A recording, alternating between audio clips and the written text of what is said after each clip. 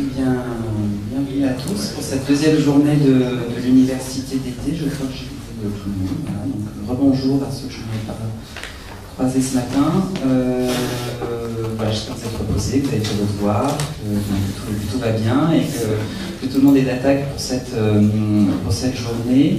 Vous redire qu'on est content de poursuivre avec vous et de vous retrouver. Si vous êtes là, c'est que vous avez dû être content de la première journée, donc c'est plutôt bon signe. Je laisse tout de suite la parole à Florence qui va nous rappeler un peu l'organisation de la journée. Et puis je vous souhaite de bons travaux. Voilà, merci. Merci. Donc effectivement, pour le déroulé d'aujourd'hui, je vous propose donc là François Cochet et Rémi Porte vont prendre la parole, ensuite Monsieur Hénin, et ensuite il y aura donc un atelier qui se déroulera ici. On reste ensemble et groupés, contrairement à hier. Donc ce matin et pour l'atelier de cet après-midi également. Merci Florence. Bien, nous reprenons nos travaux. Alors voilà, nous sommes en guerre. Nous sommes en guerre depuis hier, puisque les diplomates, malgré leurs efforts, malgré notamment ceux de la Grande-Bretagne, n'ont pas réussi à empêcher la guerre. La guerre est là désormais, et pour faire cette guerre, eh bien, il faut d'une part des soldats, c'est-à-dire des mesures de mobilisation.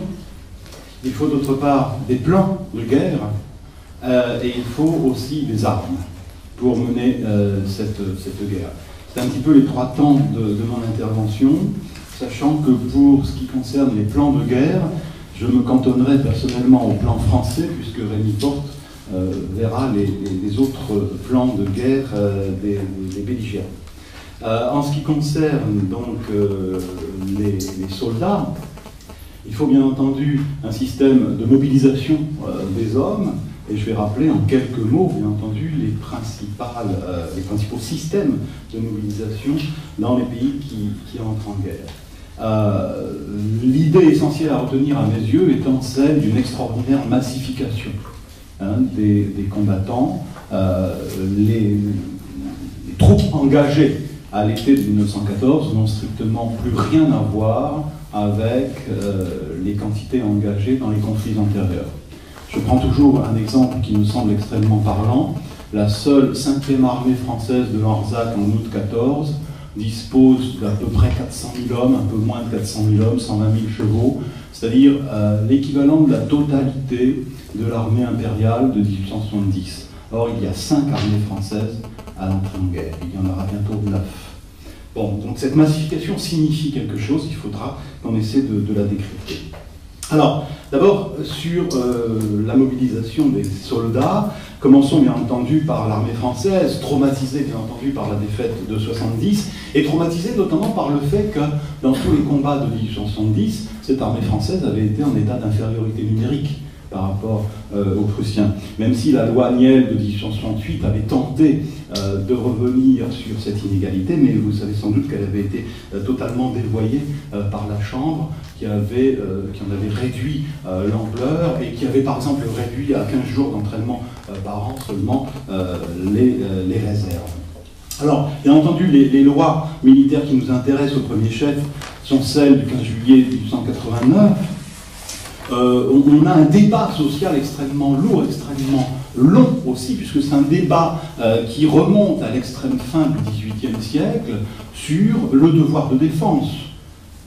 Pourrais-je parler en termes un peu anachroniques de ce devoir de défense, mais la question est bel et bien là. Quelle doit être la place du citoyen soldat dans la défense de son pays en ce qui concerne la France? Et cette question a fait l'objet de débats virulents tout au long du XIXe siècle, et notamment des débats qui ressurgissent très violemment, justement, en 1913, au moment du débat sur la loi de 3 ans. Donc cette loi du 15 juillet 1889, elle porte en tant que débat social sur la durée du service militaire. C'est-à-dire, dans un souci d'égalité de la société française, quel est le temps socialement acceptable pour un soldat, pour un citoyen, que ce citoyen doit consacrer à la défense de son pays. On se met d'accord sur 3 ans, en 1889, et l'autre dimension qui s'impose en 1889,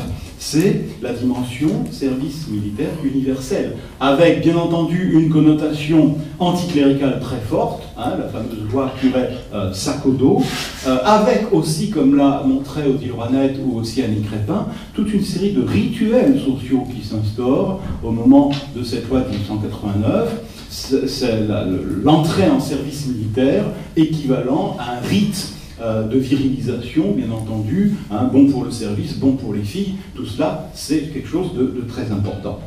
La loi suivante est bien entendu la loi du 21 mars 1905, qui s'inspire de la loi précédente de 89, mais qui supprime le tirage au sort, je n'entre pas dans les détails, mais qui, sous la pression de la gauche radicale française, réduit à 2 années le service militaire. Et puis bien entendu, la dernière loi qui nous concerne, c'est celle du 7 août 1913, qui rétablit la durée à 3 ans, et ce rétablissement à 3 ans est rendu nécessaire et demandé, je dirais, plutôt par le plan 17, sur lequel je reviendrai. Concrètement, ça signifie qu'en 1913, pour disposer d'une cohorte d'âge supplémentaire en France, on abaisse l'âge de recrutement des conscrits de 21 ans à 20 ans. Et effectivement, comme je le disais tout à l'heure, entre février et août 1913, on peut suivre ça dans les débats parlementaires du VORF, et puis dans la campagne des législatives du printemps 1914, à laquelle Maurice Weiss a fait allusion hier, remportée par la gauche française, eh bien, le débat est extrêmement fort, extrêmement virulent à l'égard de cette loi de 3 ans. Ça signifie concrètement que plus de 300 000 jeunes Français se font recenser et examiner par les conseils de révision en 1914. Ça signifie que plus des 2 tiers d'entre eux vont être incorporés en octobre 1914. Ça veut dire qu'en août 14, pour la France, effectivement, on a une véritable armée de masse. C'est-à-dire qu'aux classes 1911, 1912, 1913, qui sont déjà présentes dans les casernes, s'ajoutent bien entendu les classes levées de la réserve, de la territoriale, de la réserve de la territoriale, c'est-à-dire de 20 ans à 49 ans. Bon, jamais l'armée française n'a rassemblé autant d'hommes. À titre de comparaison, la grande armée impériale, c'est semble-t-il à peu près 1 200 000 hommes. Devant Moscou, la grande armée semble disposer d'environ 600 000 hommes. Sur l'ensemble de la Grande Guerre, je rappelle que 7 900 000 Français vont être mobilisés, dont 1 800 000 pour les classes 1914-1919. Alors, loin d'être anodine, ces lois disent quoi? Cette succession de lois dit quoi? Dit, premièrement, de longs et violents débats au sein de la société française. Disent la réticence des milieux monarchistes, notamment, à la notion de peuple en armes. Disent aussi, et il ne faut pas l'oublier à mon sens, un véritable projet idéologique des républicains au pouvoir depuis 1877, c'est-à-dire le passage au service militaire étant lu, étant vu comme un prolongement du passage à l'école. Moi, je fais un lien très clair entre les lois Ferry et la loi de 1889 notamment. Il s'agit de former des républicains, de continuer de former des républicains. On les forme par l'école, puis on les forme par le service militaire.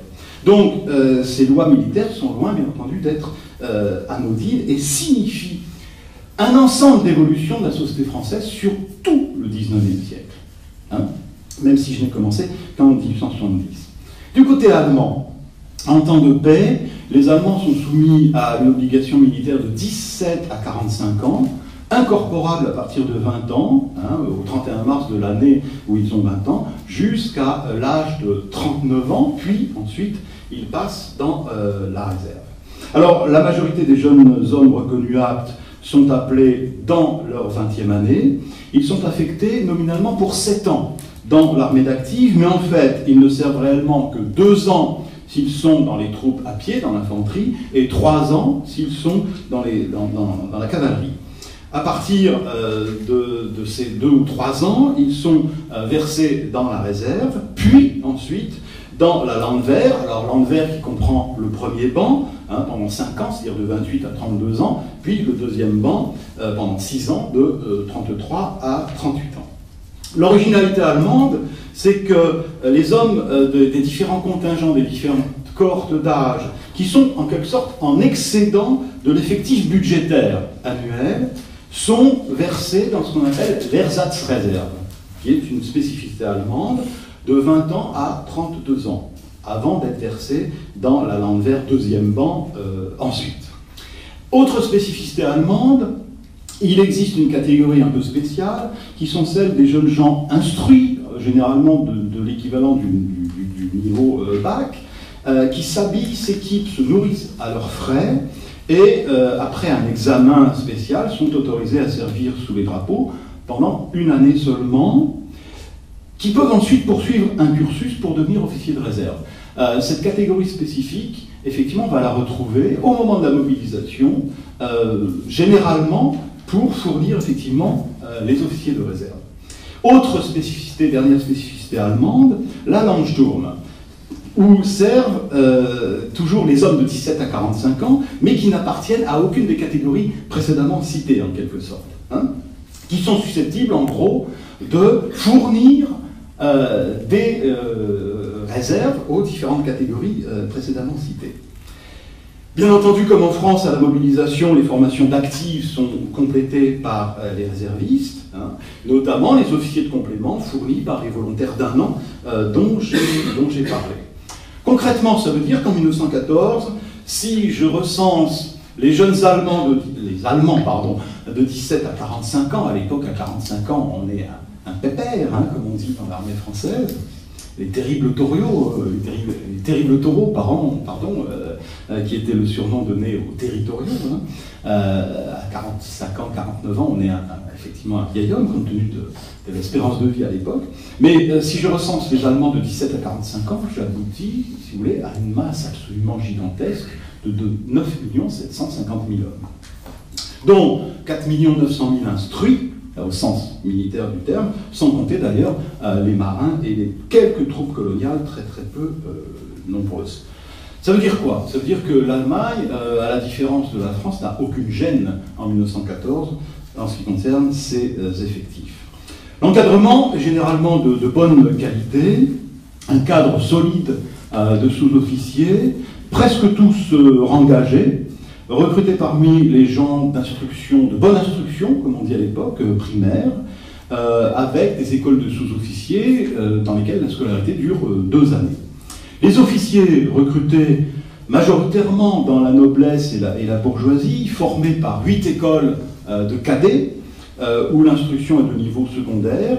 À 17 ans, ils peuvent rentrer, soit poursuivre leurs études, soit rentrer dans un régiment où ils vont servir pendant 6 mois avant d'être promus aspirants. Ensuite, renvoyés dans une école militaire où ils restent 8 mois. Il existe 10 écoles pour les Prussiens et les Saxons, plus un certain nombre, et les Wurtembergeois, par contre, plus un certain nombre d'écoles pour l'armée bavaroise. À la suite de quoi, ils réussissent un examen d'aptitude de fin de scolarité, regagnent leur régiment, où ils sont admis ou pas par leurs propres officiers. C'est-à-dire que vous avez un recrutement régimentaire, qui est une spécificité allemande. Bon, voilà quelques éléments pour l'armée allemande. En ce qui concerne l'armée autrichienne, qui est très important, parce qu'on l'a vu hier quand même, le rôle de l'Autriche dans le déclenchement de la guerre est quand même loin d'être négligeable. Donc c'est l'armée royale et impériale, la Kaiser und Königlich armée. Le service militaire a été introduit en plusieurs étapes. Première étape, 1868, c'est-à-dire un service personnel et obligatoire, mais plus encore, 1889, avec effectivement un service de 3 années, dont suivi de 9 années dans la réserve. Alors il y a 3 composantes, en gros, dans cette armée autrichienne, austro-hongroise, pardon. L'armée impériale et royale, qui est commune, en fait, à la double monarchie, même si, par exemple, petite anecdote, les Hongrois n'auront des unités d'artillerie qu'à partir de 1912. Mais ensuite, l'armée de réserve autrichienne, appelée Landwehr, et l'armée de réserve hongroise, appelée Honvéd. Il faut se souvenir quand même qu'en 1870, le budget de l'armée austro-hongroise, c'est pratiquement un petit tiers du budget total de l'État.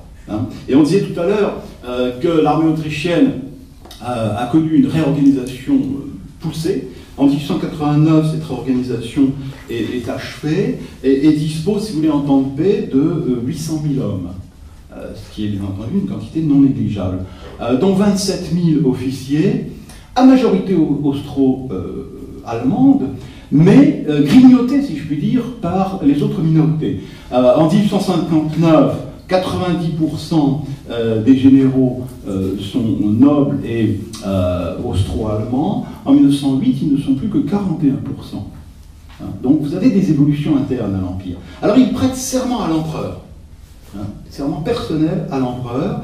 Il semblerait que mener une carrière d'officier soit encore très prestigieux en Autriche-Hongrie, ce qui n'est pas le cas dans d'autres États belligérants. Le corps des sous-officiers est d'une fidélité à toute épreuve, généralement affecté, généralement les sous-officiers ont des affectations de proximité. Ce qui n'est pas le cas du tout des officiers, qui eux changent effectivement périodiquement de garnison, bien entendu, d'une région à l'autre de l'Empire, mais ce qui est intéressant, c'est qu'ils doivent obligatoirement apprendre la langue vernaculaire de leurs soldats, pour commander dans la langue vernaculaire de leurs soldats. À l'été 1914, l'armée autrichienne, c'est 1 800 000 hommes, avec les réserves, c'est 48 divisions d'infanterie, c'est 11 divisions de cavalerie. Alors il y a des faiblesses, incontestablement, notamment une modernisation inachevée dans le registre de l'artillerie. L'armée russe. Au 1er août 1914, 1 400 000 hommes, mais avec l'appel aux réservistes, immédiatement, 3 115 000 hommes. Sur le total de la guerre, 15 millions de mobilisés en Russie. On voit le poids sur la société, même si, effectivement, le réservoir humain paraît inépuisable. Avec, tout de suite, un autre chiffre. Sur ces 15 millions de mobilisés, sur l'ensemble de la guerre, bien entendu, en 1916, 3 millions et demi seulement de combattants. Voilà, là, il y a vraiment quelque chose qui cloche. Une armée d'active avec les troupes de première ligne existantes en temps de paix et bien entendu les troupes dites de deuxième ligne mises sur pied à la mobilisation. Une armée territoriale, dite Opolcheni, des unités de dépôt et d'instruction, dites Sapasa. La vraie différence, la vraie inégalité, si je puis dire, dans l'armée russe tient entre les 16 régiments de la garde hyper privilégiés, y compris dans le traitement des officiers, et les 332 régiments d'infanterie de ligne, où les soldes sont très, très différentes et très inférieures d'ailleurs. Alors cette armée russe, comme je le disais hier, a fait des progrès appréciables depuis 1904-1905, depuis 1905. Il faut quand même rappeler qu'elle est la seule armée de toutes celles qui nous concernent aujourd'hui à avoir une expérience vécue récente d'un conflit, à travers la guerre russo-japonaise, bien entendu, de 1904-1905. Elle est la seule à avoir une expérience d'une guerre moderne, notamment avec le binôme mitrailleuse-tranchée, sur lequel je reviendrai. Elle est traversée par un véritable bouillonnement intellectuel, dont va d'ailleurs profiter l'armée rouge ultérieurement. Il y a de vraies réflexions de doctrine d'emploi des troupes, etc., qui est menée dans cette armée russe de la veille de la guerre. Elle possède une école de guerre qui s'est réformée après 1904-1905 et qui tente de faire, je dirais en langage contemporain, du rétex, comme on dit dans l'armée française d'aujourd'hui, du retour d'expérience sur ce qui s'est passé en 1905.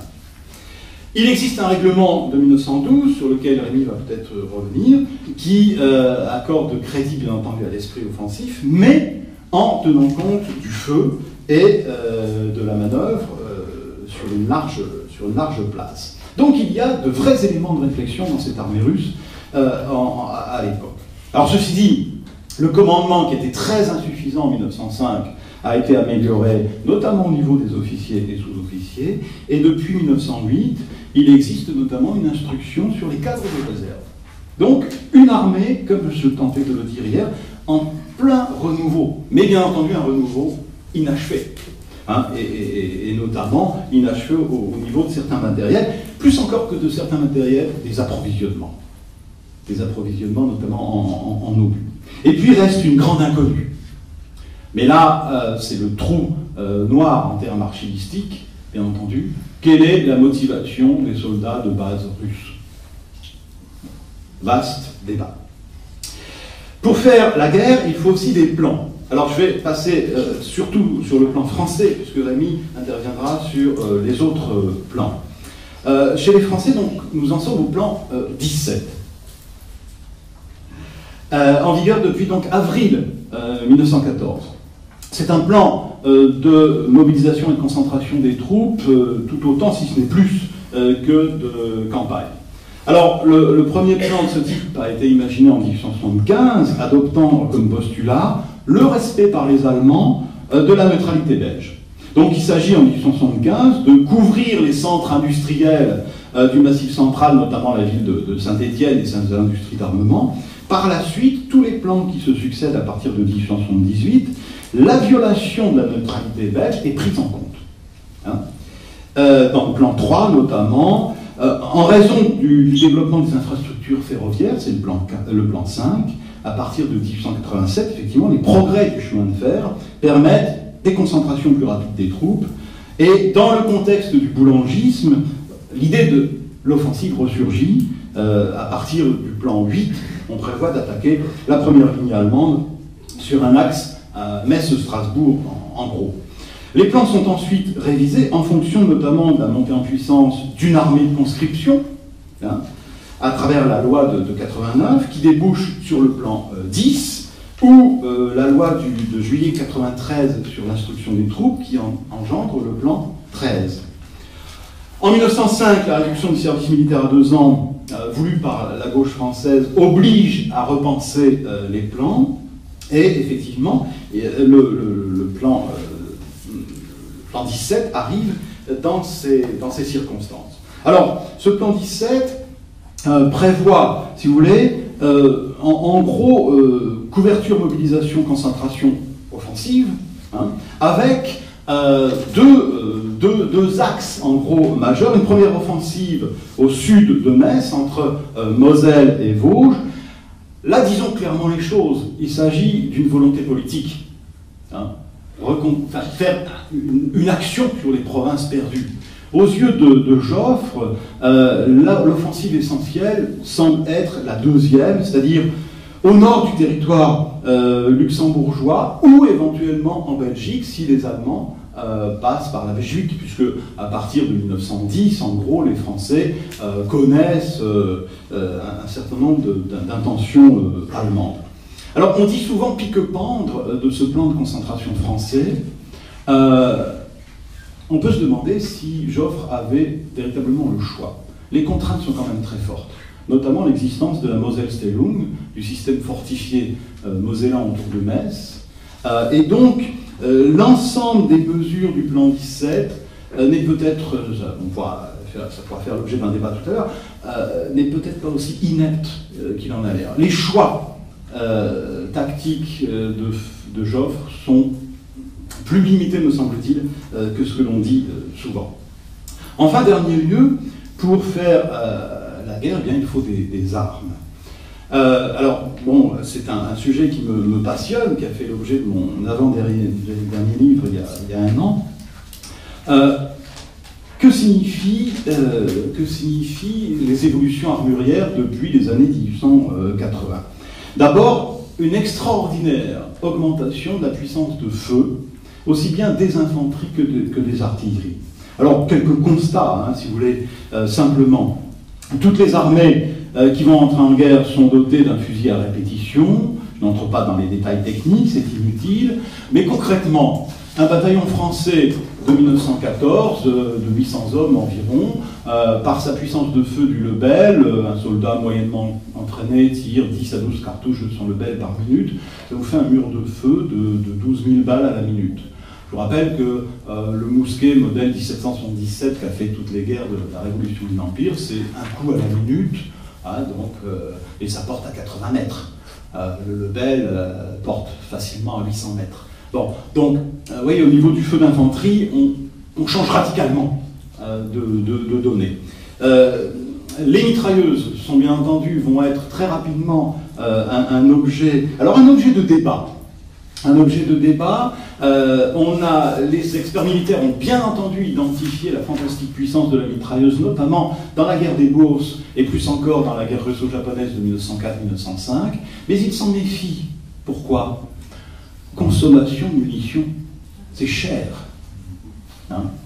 Et effectivement, les débats portent plutôt sur la consommation de munitions plutôt que sur des topoïs. On vous dit souvent que les Français n'utilisent pas la mitrailleuse comme les Allemands qui la placent en première ligne. À mon sens, c'est inepte. Les vrais débats portent sur la consommation de munitions.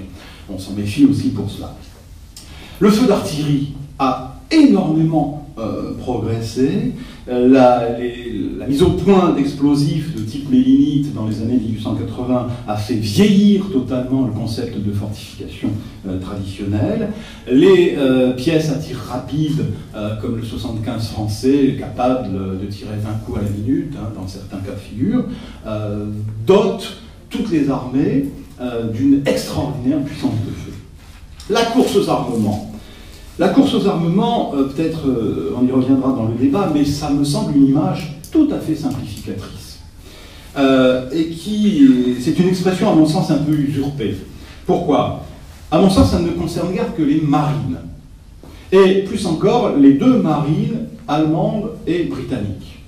La vraie course aux armements, c'est la course engagée la rivalité engagée entre la Grande-Bretagne et l'Allemagne, avec la mise au point d'une marine de guerre allemande qui menace le fameux Two-Power Standard mis au point au début du XXe siècle. Et là, effectivement, dans ce cadre-là, on a une vraie course aux armements. Le paradoxe, d'ailleurs, c'est que ces marines de guerre, qui sont de véritables bijoux qui ont coûté fort cher, n'interviendront que très peu dans le conflit. Et il faudra attendre 1916 et la bataille du Jutland pour voir les deux marines s'opposer. De manière pas décisive d'ailleurs. Bon, en ce qui concerne les armements terrestres, cette notion de course aux armements, moi je la nuancerais considérablement. C'est pas une course, sûrement pas. Et si on voit le programme d'artillerie lourde français de la veille de la Grande Guerre, eh bien ce sont les députés français qui lui coupent les ailes. Il y a des demandes très spécifiques et très précises de la part des militaires, et ce sont des réductions budgétaires qui font que les Français n'ont pas d'artillerie lourde, ou peu d'artillerie lourde, en 1914. Et le programme de Joffre, relancé à plusieurs reprises au cours de la guerre, dès la fin 14, puis surtout 1916, va consister en fait à refaire en quelque sorte le retard dû en partie aux députés français. Dernier point, avant de passer la parole à Rémi, le débat sur une pseudo-supériorité allemande en termes d'armement. Alors là, il me semble qu'il s'agit d'un autre topos à nuancer considérablement. Moi, je rappellerai que les deux armées sont constamment, depuis 1870, en miroir, je dirais, l'une avec l'autre. Savent énormément de choses l'une de l'autre, à tel point, bien entendu, que la crise majeure de l'affaire Dreyfus est finalement une affaire d'espionnage, bien entendu, d'espionnage militaire. Moi, je suis frappé plutôt par la similitude des matériels et par la similitude des emplois de ces matériels. Je prendrai des exemples très précis, parce qu'à mon sens, on ne peut conceptualiser qu'après avoir donné des exemples précis. Les deux armées, à mon avis, me semblent en feedback. Évidemment, mais je ne sais pas comment dire autrement. Elles se regardent constamment et elles réagissent effectivement. Elles interagissent. Merci. Je prends un exemple très précis. En 1898, les Allemands se dotent d'un obusier de 100 mm, de 10 cm, comme ils disent en Allemagne. Et surtout, en 1902, ils se dotent du remarquable 15 cm, 150 mm. Bon. Donc on va me dire, oui, vous avez là des obusiers remarquables dont les Français ne disposent pas. Oui, mais que sont ces deux obusiers? Mais ils sont en fait la réponse allemande au 75 français. Le 75 français est tellement remarquable que les Allemands, qui n'ont pas l'équivalent, le 77 est nettement moins bon, sont obligés d'inventer des obusiers capables d'aller chercher, en quelque sorte, le 75. Et d'aller le chercher notamment dans des endroits défilés, c'est-à-dire de mettre au point un engin à tir courbe. Donc, j'ose affirmer, si vous voulez, que le 150 allemand est en fait une réponse au 75 français. Mais ensuite, la réponse au 150 allemand arrive. Et les Français, eux aussi, mettent au point le 155 Rinailo en 1904 et le 105 Schneider en 1913. Donc réponse à la réponse, en quelque sorte. Hein? Alors, je conclus, mais je conclus en posant un certain nombre de questions, par-delà cette description un peu formelle. Quelles questions tout cela pose? Première question, à mon avis, la question fondamentale de l'acceptation par les sociétés occidentales, non pas de la guerre tout de suite, mais de la chose militaire, je dirais. Hein? Et de l'intériorisation de la notion de devoir de défense. Voilà. Nous entrons en guerre en 1914, après un siècle de réflexion, en France notamment, sur ce devoir de défense. Avec, effectivement, les avatars de la levée en masse révolutionnaire, etc. Et les conséquences de ce débat. Mais, au plan culturel de la guerre, je dirais, on a une conséquence qui me semble majeure. Jamais autant d'hommes n'ont été présents sur le champ de bataille qui s'annonce.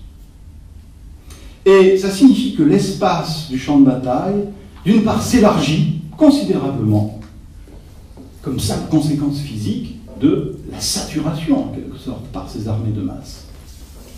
On a là, il me semble, une réflexion qui doit être approfondie. Hein. Le champ de bataille ne peut plus être, comme à Waterloo, par exemple, limité à quelques centaines de kilomètres carrés. Quand vous regardez ce qu'on appelle la bataille de la Marne, en fait, c'est une extension sur 240 km, avec saturation des troupes à chaque fois. Donc ça change la donne radicalement du champ de bataille, par rapport à ce qu'on connaissait antérieurement.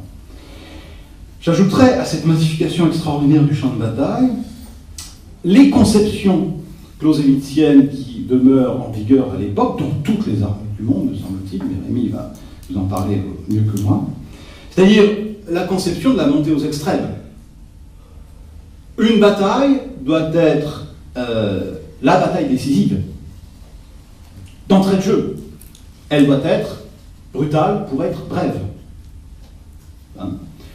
Donc, on va se précipiter de part et d'autre avec fougue et brutalité pour que la guerre soit courte, parce que comprenons bien que tous ces mouvements, toutes ces pensées, toute cette acceptation de la guerre ne se comprend que si on comprend que les convictions sociales de l'époque sont que la guerre va être courte.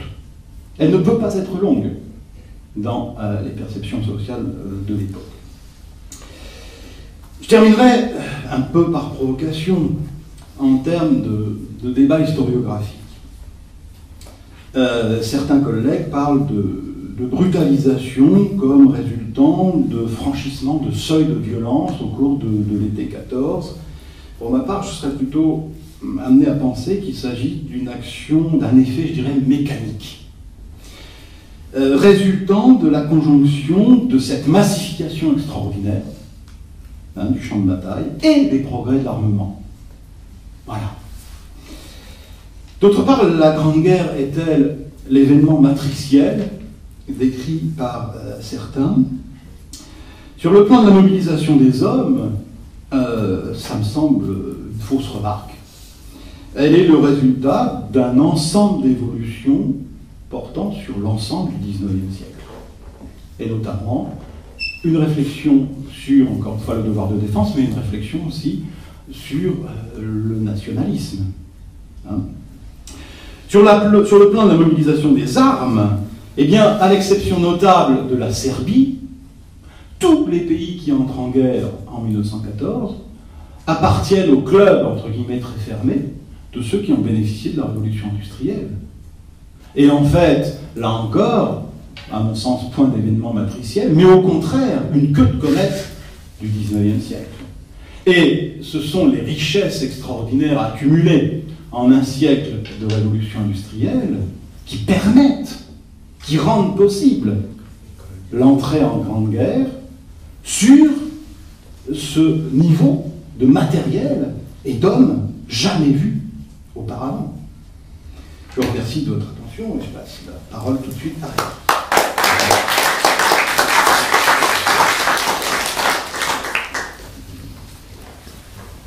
Eh bien, bonjour. Dans le prolongement de ce que vient d'exposer François, je voudrais procéder à une série de coups de projecteur pour, un peu iconoclaste, et démonter peut-être un certain nombre d'idées reçues, ou donner des entailles dans des certitudes. Hein, plus je fais d'histoire, moins j'ai d'idoles. Et je vais partir de deux éléments.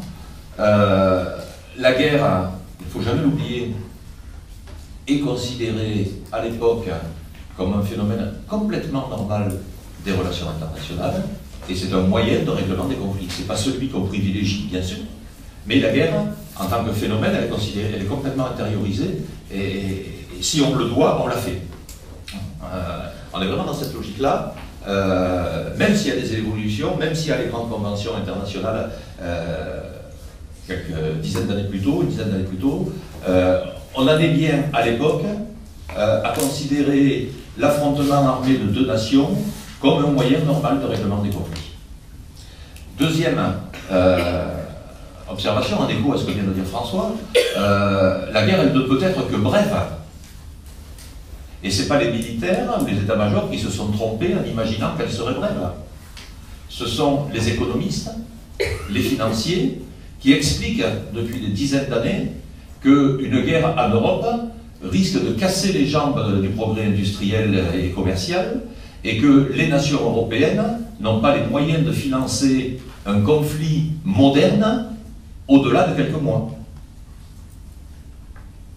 Et ça, c'est une idée qui est très généralement partagée dans toute la société, y compris dans les états-majors.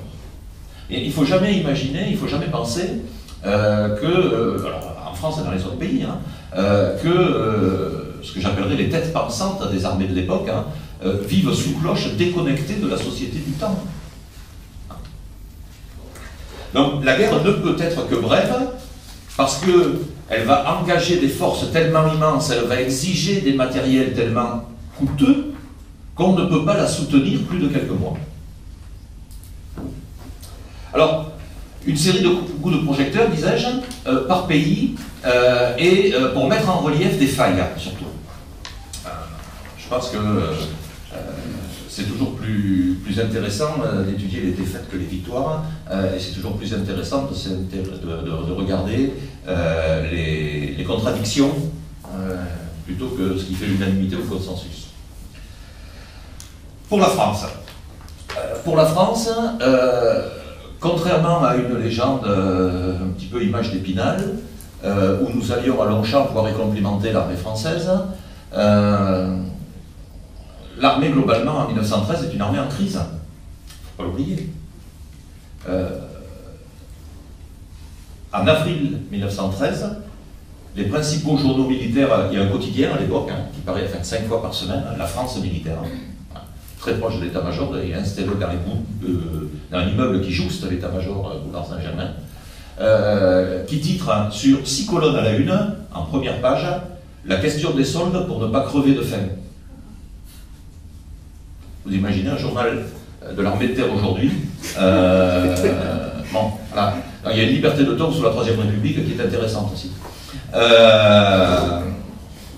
Donc c'est une armée en crise. C'est parce que les officiers se considèrent comme un soldé. Un lieutenant sortant de Saint-Cyr va toucher 200 francs 50 par mois. Et le coût de ses dépenses obligatoires, son logement au mess, son alimentation, la tenue, etc., est de 204 francs. C'est-à-dire qu'avant d'avoir pris un café quelque part, avant d'être allé au théâtre, avant d'avoir pris un billet de tramway, n'importe quoi, il est en déficit de 3 francs 50 par mois. Ce qui explique aussi que les officiers ne se marient pas ou tardivement. Et ils se marient après enquête de la gendarmerie sur la future épouse pour savoir si elle a une dot suffisante. Et c'est réglementaire. Et puis c'est une armée qui est employée, entre guillemets, parce qu'il n'y a pas à l'époque, la République ne l'a pas encore créée, il n'y a pas d'unité spécialisée, des CRS, des gardes mobiles, etc., qui est employée pour assurer l'ordre social. On a le récit de lieutenant sortant de l'école d'application de Saumur, un cavalier, 4 ans après sa sortie d'école. Qu'avez-vous fait pendant ces 4 dernières années? J'ai protégé une usine de textile dans le nord, j'ai protégé une mine dans le Massif central, j'ai protégé une verrerie en Lorraine, j'ai protégé une usine de poudre dans le Pas-de-Calais, et en 4 ans, 5 fois par an ou 6 fois par an, il change de lieu d'affectation, de garnison, pour aller avec son escadron protéger une usine ou un atelier. Et il n'a pas fait un séjour en cadre d'instruction. Il n'y a pas le temps. Et il ne le fait pas de gaieté de cœur. Il n'est pas foncièrement réactionnaire à vouloir casser de l'ouvrier. Il a des ordres. Parce que c'est à l'époque un des emplois normaux des forces de sécurité, de l'ordre, de l'armée. En l'absence de troupes ou d'unités relevant du ministère de l'Intérieur. Et ça pose beaucoup de problèmes à de nombreux jeunes officiers. Et puis, c'est une armée en crise également. François l'a évoqué indirectement en parlant des effectifs de l'armée allemande, parce que la France est en dépopulation depuis plusieurs années. On est un vieux pays malthusianiste. Vous avez toute une série d'articles dans la presse en 1913-1914 de grands démographes qui s'inquiètent de ce que depuis 20 ans, chaque année, on ait moins de naissances.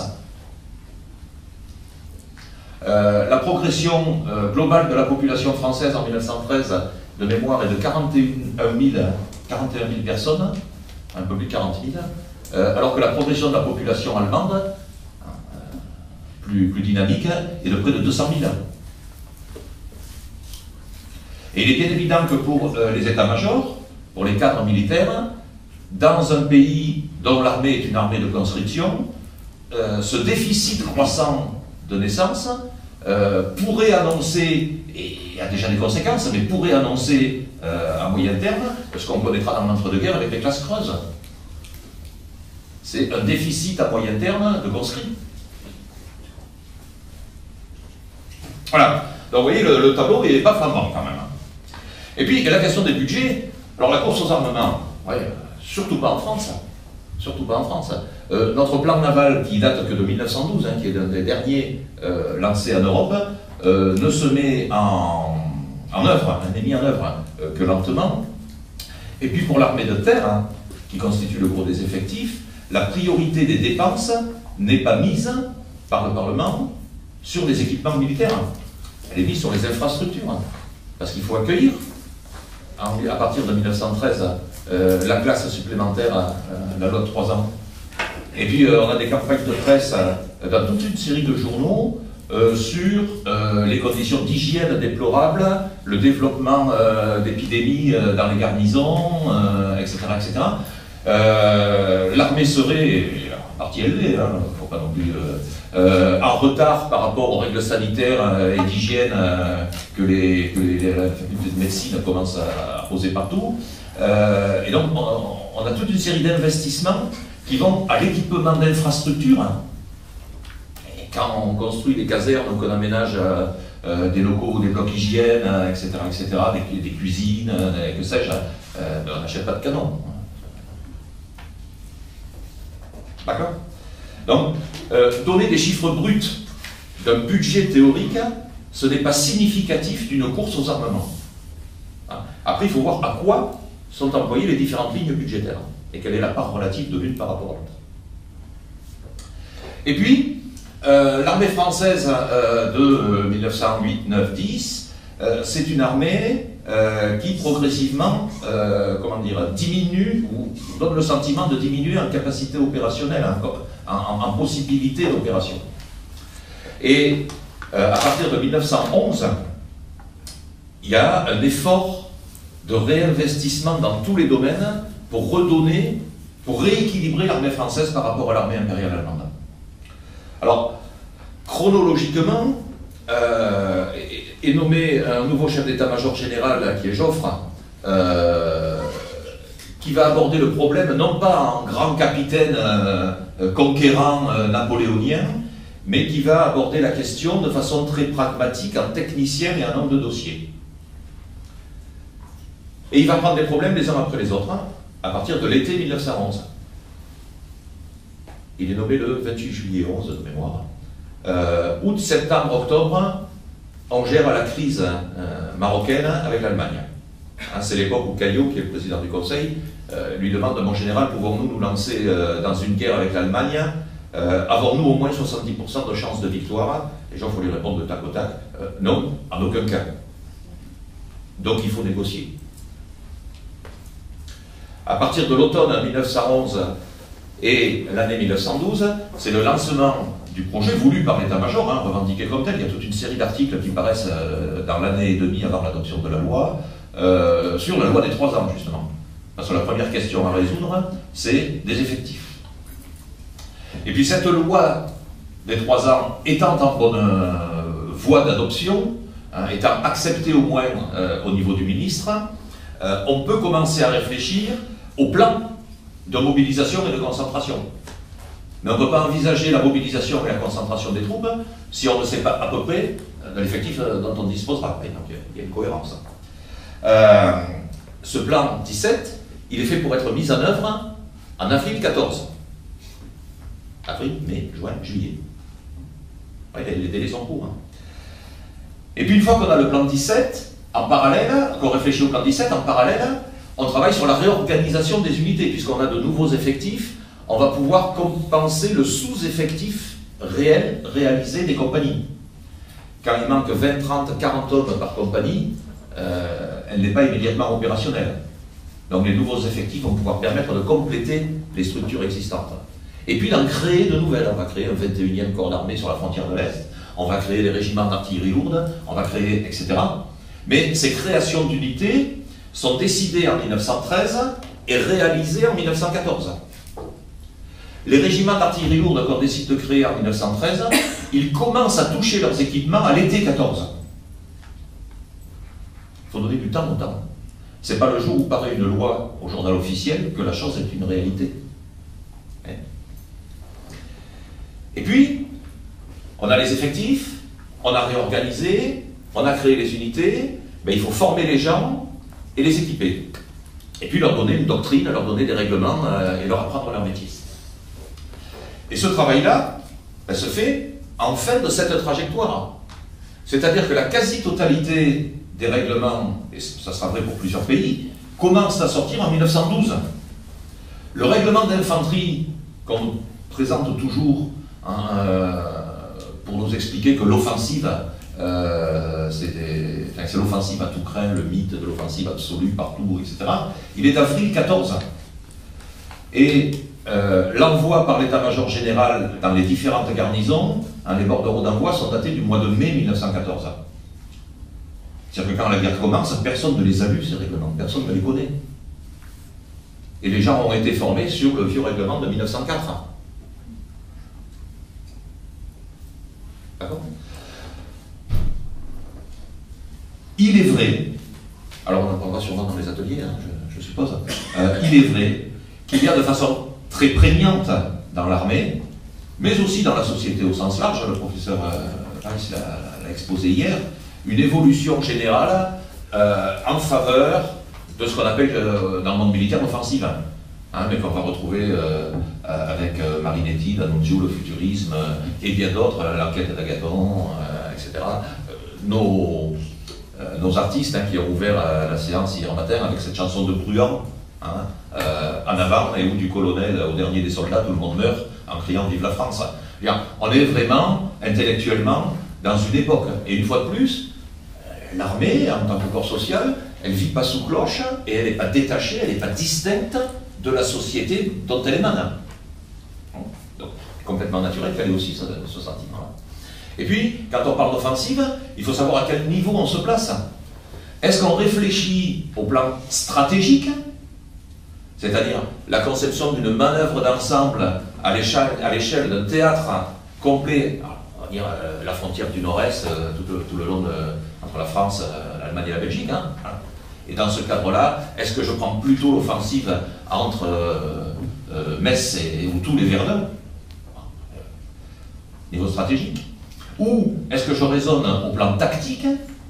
Je suis à la sortie du village de Trou-sur-Brienne, il y a une corne de bois avec un petit pont sur le ruisseau, et comment je place mon groupe d'appui pour protéger la passerelle? Et comment je franchis la passerelle? De vive force ou pas? Donc vous voyez bien, on est à des niveaux complètement différents, et on peut avoir un engagement très offensif, volontariste au niveau stratégique, et adopter localement au niveau tactique une attitude défensive, une position défensive. Les deux ne sont pas contradictoires. Ce qui fait écrire en 1913, fin 1913 au commandant en second, au directeur adjoint de l'école supérieure de guerre, qu'à ce jour la France n'a pas de doctrine. En réalité, il y a des idées, il y a une ébullition intellectuelle, il y a un mouvement de pensée assez général dans l'armée comme dans la société, mais on n'a pas de doctrine militaire rédigée, ferme, unique. D'ailleurs, à l'école de guerre, on sait bien que des gens comme Lanzac ou Pétain, qui sont des instructeurs prestigieux de l'école supérieure de guerre, ne sont pas des fanatiques, loin de là, de l'offensive à tout craint. Ouais, donc, vous voyez, cette armée française, je ne m'attarde pas plus longtemps là-dessus parce que François en a déjà parlé, mais en fait, elle n'est pas aussi monolithique qu'on veut bien nous la présenter. Et bien, on va retrouver, je parlerai très peu de l'armée allemande, parce que ça fera l'objet de la communication suivante, on va retrouver ces mêmes fractures internes, enfin ces mêmes des fractures internes souvent de même nature, dans la quasi-totalité des armées européennes. Et c'est ce que je voudrais mettre en relief. Très rapidement. Au Royaume-Uni, on est dans une tradition de petite armée professionnelle. De petite armée professionnelle qui sert essentiellement outre-mer. L'activité principale du War Office à Londres, du ministère de la Guerre à Londres, c'est de préparer les tournantes, hein, les mouvements de grandes unités, les déplacements entre la métropole et les Indes ou les autres territoires coloniaux. Le War Office, dans la période récente, n'a pas travaillé sur la guerre européenne. C'est à partir des réformes de 1909-1910 que d'une part, les Britanniques réunissent en un seul ensemble leurs différentes formes de milices, de territoriaux, de réservistes, de volontaires dans les communes pour créer une armée territoriale. Vous voyez les dates, on est en 1909, 1910, 1911. Armée territoriale qui aurait la responsabilité d'assurer la sécurité des côtes, en fait, hein, d'éviter l'invasion de la Grande-Bretagne, le Royaume-Uni. Et puis, parallèlement, organise des divisions sur une structure moderne, des divisions d'actifs qui vont former ce qu'on appellera le corps expéditionnaire britannique, prêt à intervenir éventuellement en Europe. Éventuellement. 6 divisions. 6 divisions. En France, 21 corps d'armée comptant chacun au minimum 2 divisions.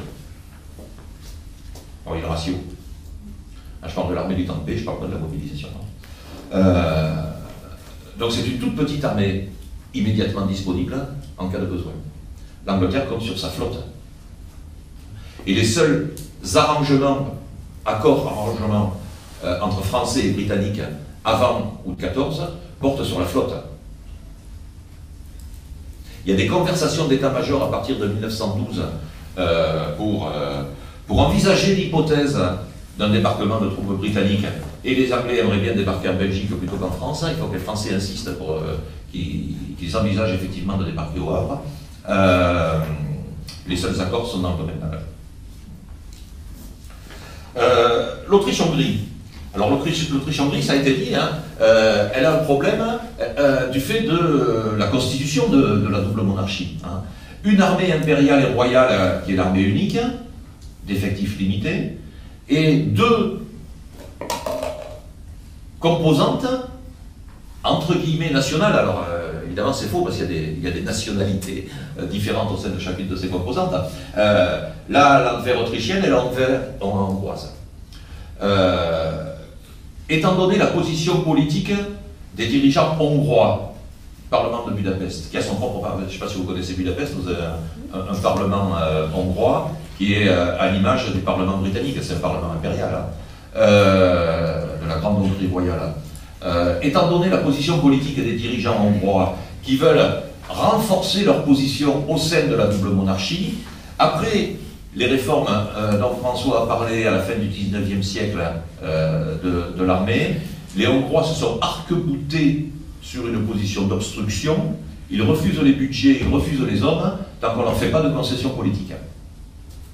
Et donc, jusqu'en 1909, à peu près également, l'armée austro-hongroise, progressivement, devient une armée avec des sous-effectifs croissants. Certaines compagnies n'ont pas 50% des hommes qu'elles devraient avoir, et avec un matériel vieillissant. Et c'est avec l'arrivée à la direction des affaires militaires de Konrad von Zellendorf qu'on a là une vraie réorganisation militaire, une vraie relance des affaires militaires, augmentation des effectifs, développement de l'artillerie, les fameuses usines Škoda, qui vont être les troupes austro-allemands. Et puis, nouveaux règlements, et surtout, gros efforts sur les manœuvres. Alors, j'en dirai quelques mots. Et puis l'armée austro-hongroise, elle vient d'où? Ah oui, très beaux uniformes de hussards, on a tous vu ces gravures, hein, c'est magnifique. Hein. Mais l'armée austro-hongroise du 19e siècle, c'est l'armée défaite sur les champs de bataille d'Italie, c'est l'armée défaite à Sadova contre la Prusse. C'est ça l'héritage militaire récent de l'armée austro-hongroise. Quand dans les différents pays on parle de l'armée autrichienne, on sourit gentiment.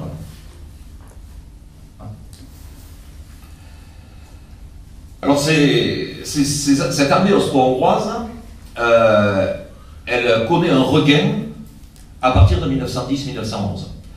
Konrad est quelqu'un qui est plutôt favorable à une action militaire préventive contre les Italiens et ou plutôt contre les Serbes, qui menacent la double monarchie. Donc il fait vraiment un effort là-dessus, et il fait un effort sur ce qu'on appellerait les corps d'armée de frontière, côté italien et côté Balkan. Et il va mettre au point, il va développer l'instruction sur le tir du soldat en Europe. À titre individuel, le soldat autrichien est considéré comme un soldat qui tire bien, qui souvent met en cible à la première cartouche. J'ai d'excellents tireurs. Et puis va développer des manœuvres un petit peu originales, et en particulier des manœuvres de montagne et des manœuvres qu'on appellerait aujourd'hui interarmées, autour de l'Adriatique, où la marine vient appuyer des troupes qui sont engagées à terre, avec ses canons embarqués, etc. Et puis il développe des brigades de montagne, avant même la création formelle de chasseurs alpins en France, enfin aussi parallèlement, et d'unités spécialisées en Allemagne. Il y a vraiment des brigades de montagne, en particulier en Bosnie-Herzégovine. D'ailleurs, quand l'archiduc héritier va être assassiné le 28 juin 14, il terminait 2 jours de visite, les 26 et 27, à une très grosse manœuvre de troupes de montagne dans les massifs voisins de Sarajevo. Donc il y a vraiment un effort qui est fait là-dessus, et un effort sur l'équipement en artillerie, suivant un modèle très allemand. De même, les documents d'emploi, les règlements autrichiens sont très proches des règlements allemands, et je vais en dire quelques mots sans déborder sur ce qui va être dit par la suite. L'Autriche-Hongrie, en termes de plan de guerre, globalement, n'envisage qu'une guerre contre la Russie. La Serbie, c'est l'épine dans le pied. C'est gênant, mais les quelques corps d'armée de Bosnie-Herzégovine devraient suffire à mener une expédition cognitive. La guerre lourde, la guerre importante, elle est prévue contre la Russie, elle est prévue en Galicie. Et ça, c'est pas c'est pas neutre, parce que quand finalement l'armée austro-hongroise va se retrouver en guerre sur deux fronts, le front serbe et le front russe, au moment de sa mobilisation est perturbée, parce qu'au départ, on rassemble les corps d'armée et on les dirige vers le front serbe, et puis quelques jours plus tard, contre-ordre, embouteillage des réseaux ferroviaires, désorganisation des arrières et des états-majors, parce que une partie plus importante des effectifs militaires va être engagée contre la Russie. Après, il y a un problème encore. L'Allemagne, j'ai dit que je ne m'attarderai pas. 2 points simplement. 3. Depuis les réorganisations militaires de 1908, 9, 10, après Iéna, les réorganisations militaires prussiennes, il y a cette formule à la création de la Kriegsakademie, de l'école de guerre, que j'utilise fréquemment. À partir d'aujourd'hui, dans l'armée prussienne, on ne fait plus de stratégie. C'est-à-dire que l'école de guerre allemande, qui est extrêmement performante, vise à former des spécialistes, des techniciens de haut niveau du travail d'état-major au niveau tactique. D'excellents officiers d'état-major, mais avec ce risque, parce que dans la tradition des armées germaniques et de l'armée allemande, le commandement est très décentralisé au niveau des généraux sur le terrain, avec ce risque de divergence entre les différents généraux commandant de grandes unités et l'OHL, le haut commandement, le commandement suprême de l'armée allemande. Alors que en France, on est dans une logique d'organisation très centralisée, à la Colbert presque, très, très directive de la chaîne de commandement. Deuxième point, à partir là aussi des années 1909-1910, on le voit bien dans les grandes manœuvres allemandes, sont jouées systématiquement, sont répétées systématiquement des phases d'enfouissement des troupes. On s'installe en situation fixe avant de contre-attaquer et on creuse des tranchées. Et la pelle est considérée dans le règlement allemand comme aussi importante que le fusil pour le soldat allemand. Il y a une habitude du commandement à utiliser ou à mettre en œuvre ce qu'on appelle l'organisation provisoire du terrain, l'organisation défensive temporaire du terrain, pour appuyer sa manœuvre. On n'hésite pas à s'arrêter, on s'enterre, on bloque l'adversaire, on le prend par les ailes, etc. etc. Donc ça, c'est quelque chose qui est systématiquement joué à partir de 1909-1910 dans le plan de manœuvre allemande. Et puis, François l'a évoqué également, et j'en terminerai là-dessus pour l'armée allemande, il y a cette question des réserves, c'est lié au différentiel de population que j'évoquais tout à l'heure. Question des réserves qui va être, et c'est une des grosses fautes des Français en 1914, qui va être très très mal anticipée en dépit de toutes les informations qu'on a. Parce qu'on sait très bien que tous les ans au mois de juillet, par exemple, que depuis plusieurs années, le nombre de jours de service des réservistes en été, les jours où on rappelle les réservistes, augmente chaque année. Et en été, au mois de juillet, on réunit les grandes unités de réserve. Or, en juillet 14, les exercices des réserves allemandes se déroulent dans la région du Rhin et de l'Eifel, où ils vont se concentrer la semaine suivante. J'en termine avec la Russie. Tous les documents sont émis en 13-14. Tous les règlements, les nouveaux règlements de manœuvre sont émis en 13-14. Et je reviens à ce que je disais pour la France. Un document qui est publié officiellement en 13 ou en 12, diffusé dans les 2 ou 3 mois qui suivent, et qui commence à être pris en compte par les états-majors ou par le commandement local 6 mois plus tard en pratique. Il n'est pas encore connu de la troupe et il n'est pas encore connu dans les régiments. C'est un règlement qui est très proche, autant les Autrichiens sont proches des Allemands, en termes de doctrine, etc., autant les Russes sont proches des Français. Il y a presque un décalque des règlements français du côté russe, avec toutefois ce souci de la défensive qui apparaît plus nettement dans les régiments et qui apparaît encore plus dans les écrits ou les propos des grands généraux russes, qui sont intellectuellement, eux, peu tendus vers l'offensive. Et il faudra que les Français fassent énormément d'efforts chaque année à l'occasion des rencontres bilatérales pour convaincre les Russes de rentrer en campagne rapidement avant qu'ils aient terminé leur mobilisation. Cette mobilisation, elle est contrainte par l'immensité du territoire. Les divisions venues d'au-delà de l'Oural, il leur faut entre 2 et 6 semaines pour rejoindre le front ouest. Par le faible maillage du réseau ferroviaire. 6 grandes voies de chemin de fer, dont 4 à voie unique. Donc quand il y a un train qui va rouler pendant quelques jours dans un sens, il n'y en a pas pratiquement qui peuvent venir dans l'autre. Et voilà que ça pose. Et puis la Russie s'est préparée à rentrer en guerre contre l'Autriche-Hongrie, en Galicie. Ce n'est qu'à partir de 1913 que l'hypothèse d'une entrée en guerre d'abord contre la Prusse orientale au nord devient prioritaire. C'est-à-dire qu'entre 13 et 14, on commence au niveau de l'état-major russe progressivement à refaire une grande partie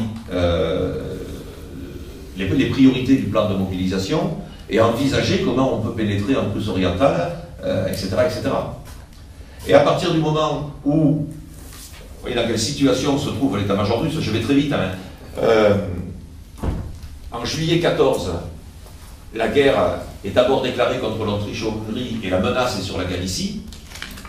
Et puis avec les déclarations de guerre allemandes, le respect de l'alliance avec la France fait qu'on va s'engager d'abord contre la Prusse orientale. On a des plans qui ont été longuement préparés au sud, on a commencé à les mettre en œuvre, alors que depuis un an on commence à travailler sur ce qui va se passer au nord et qu'il faut finalement jouer. Situation qui est délicate. Enfin la Serbie, et j'en terminerai là, la Serbie est épuisée par les 2 guerres balkaniques. C'est un pays pauvre, sous-industrialisé, sans ressources propres. 250 000 hommes au total, maximum, auquel on peut rajouter une quarantaine de milliers de Monténégrins, qui ne peuvent être ravitaillés, à partir du moment où la guerre serait déclarée, que par une voie de chemin de fer à voie unique qui part de Salonique.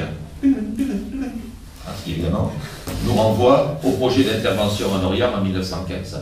Et si les Serbes arrivent à repousser la deuxième grande offensive allemande de novembre-décembre 14, c'est parce qu'ils reçoivent en urgence, en catastrophe, de très gros lots de munitions d'artillerie par cette voie de Salonique à livrer de France. Mais une armée sous-équipée, sous-formée, elle a l'expérience, mais elle n'a pas la formation intellectuelle et théorique dans le corps des officiers, et épuisée. Les soldats n'ont plus de chaussures parfois dans le régiment. Voilà un petit peu le tableau que je voulais faire des différentes armées européennes qui vont rentrer en campagne au début de la guerre. Et vous voyez qu'on est loin de l'image d'Épinal de la belle époque et des uniformes multicolorants. Je vous remercie.